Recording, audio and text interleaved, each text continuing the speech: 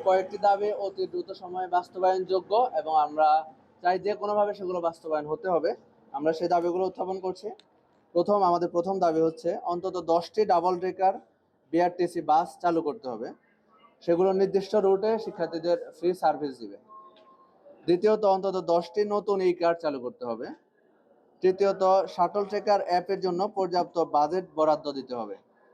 চতুর্থ, এই সপ্তাহের মধ্যেই ফিরতি বাসগুলো চালু করতে হবে। পঞ্চম, টেকনিক্যাল হল্ট বন্ধ করে অক্সিজেন স্টপেজ চালু করতে হবে। ষষ্ঠ, শাটলের সব শিডিউলে পর্যাপ্ত নিরাপত্তা কর্মী নিয়োগ করতে হবে।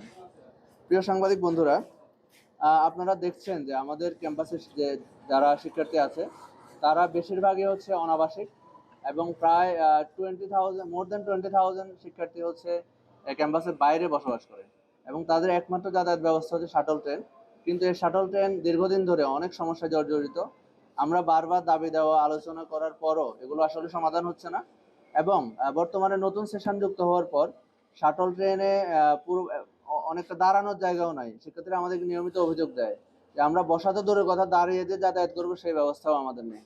এই জন্য আমরা চাই বিশ্ববিদ্যালয় প্রশাসন অতি দ্রুত আমাদের যে 10টা বাসের দাবি সে দাবিটা মেনে নিক এবং আমরা বিআরটিসিকে নিজেরা যোগাযোগ করে ক্যাম্পাসে নিয়ে এসেছি এবং তারা বলেছে তারা বাস দেওয়ার জন্য তারা প্রস্তুত আছে। শুধুমাত্র বিশ্ববিদ্যালয় প্রশাসন যদি চাহিদা দেয় যে আমার এতগুলো বাস লাগবে, তাহলে তারা বাসগুলো প্রোভাইড করতে পারবে। আমরা আশা করব বিশ্ববিদ্যালয় প্রশাসন শিক্ষার্থীদের কথা চিন্তা করে শিক্ষার্থীদের অধিকার শিক্ষার্থীদেরকে বুঝিয়ে দিবে। পাবলিক বিশ্ববিদ্যালয়গুলোতে শিক্ষার্থীদের যাতায়াত ব্যবস্থা নিশ্চিত করা এটা সরকারের দায়িত্ব, বিশ্ববিদ্যালয় প্রশাসনের দায়িত্ব। কিন্তু আমাদের ক্যাম্পাসে যাতায়াত ব্যবস্থা খুবই অপ্রতুল। আমি হিসাব দিয়েছি যে শাটল ট্রেনে শুধুমাত্র 5,500 শিক্ষার্থী যাতায়াত করতে পারে, তাহলে আমার যে আরো 20,000 শিক্ষার্থী রয়েছে তারা কিভাবে যাতায়াত করবে? তাদের জন্য আমরা বলছি অন্তত 10টা প্রাথমিকভাবে ডাবল ডেকার বিআরটিসি বাস চালু করতে হবে। এরপরে আমাদের ইন ক্যাম্পাস যে যাতায়াত ব্যবস্থা, এখানেও শিক্ষার্থীরা নিয়মিত গাড়ির জন্য ওয়েট করতে হয় দীর্ঘক্ষণ, তাদের যে মূল্যবান সময় সেগুলো অপচয় হয়। এই জন্য আমরা বিশ্ববিদ্যালয় প্রশাসনকে দাবি জানাচ্ছি যে অতি দ্রুত সময়ের মধ্যে এবং ঈদের আগেই তারা যেন নতুন 10টা ই কার্ড চালু করে। এবং আমি নিজে ই কারে যারা কর্তৃপক্ষ আছে তাদের সাথে যোগাযোগ করেছি, তারা সর্বশেষ আপডেট জানিয়েছে যে তারা চেষ্টা করছে নতুন গাড়ি লঞ্চ করার জন্য এবং 1 মাসের মধ্যেই হয়তোবা আরো নতুন 10টা, বর্তমান যে গাড়িগুলো চলে সেগুলো 14 সিটের, তো নতুন যে গাড়িগুলো আসবে সেগুলো 10 সিটের হবে এবং বাংলাদেশে তৈরি। আমি গতকালই কথা বলেছি এবং নতুন 10টা গাড়ি তারা লঞ্চ করবে বলে আমাদেরকে আশা দিয়েছেন। এরপরে হচ্ছে শাটল ট্রেকার অ্যাপ। এটা আমি যদি এটা ধরনটা একটু বলি, আমাদের শাটল কোন জায়গায় আছে আপনারা জেনে থাকবেন। শিক্ষার্থীরা নিয়মিত শাটলের শিডিউল মিস হওয়ার কারণে শিক্ষার্থীরা ক্লাস মিস করে, পরীক্ষায় লেট হয়ে যায়, এরপরে শিক্ষার্থীদের অনেক লম্বা সময় অপচয় হয়। এই জন্য আমরা দীর্ঘদিন ধরে বলে আসছি যে শাটল যাতে এক্সাক্ট লোকেশনটা শিক্ষার্থীরা জানতে পারে, তাহলে শিক্ষার্থীদের সময় অপচয়টা রোধ হবে। এই জন্য আমরা বিশ্ববিদ্যালয় প্রশাসনকে বলছি যে আমাদের যে চাকসুর পক্ষ থেকে শাটল ট্রেকার অ্যাপ তৈরির জন্য যে বাজেট এর চাহিদা দেওয়া হয়েছে, সেই চাহিদা যাতে তারা দ্রুত সময়ের মধ্যে আমাদের বুঝিয়ে দেয় এবং আমরা এই ট্রেকার অ্যাপটা যদি লঞ্চ করতে পারি শিক্ষার্থীরা অনেক বেশি উপকৃত হবে বলে আমরা মনে করছি।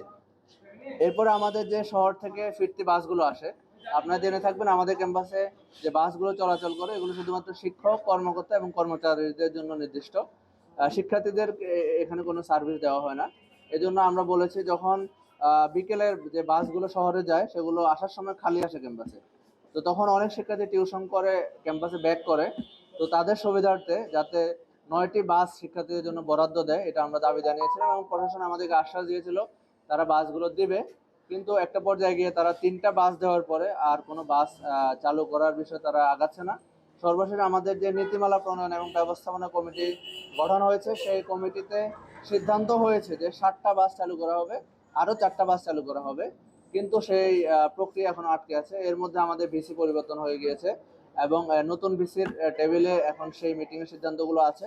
আমরা আশা করব ভিসি স্যার এই সপ্তাহের মধ্যেই আমাদের এই যে ফিরতি বাসগুলো আরও 4টা বাস চালু যে সিদ্ধান্ত হয়েছে সেই সিদ্ধান্তটা উনি অনুমোদন করে দেবেন এবং শিক্ষার্থীরা এর থেকে অনেক বেশি উপকৃত হবে বলে আমরা আশা করছি।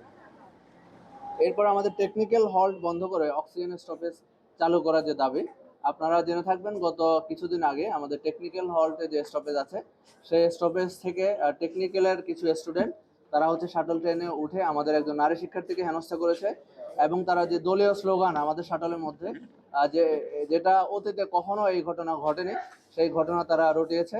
এবং আমরা এরপর পরে বিশ্ববিদ্যালয় প্রশাসন এবং রেলওয়ে কর্তৃপক্ষকে আমরা দাবি জানিয়েছি যাতে এই স্টপেজটা বন্ধ করে দেয়, কিন্তু কোনো এক অদৃশ্য কারণে এই স্টপেজটা বন্ধ হচ্ছে না। তারা আমাদেরকে জানিয়েছে যে এখানে ঐতিহাসিকভাবে এই স্টপেজটা চালু রয়েছে, স্টপেজ বন্ধ করা যাবে না।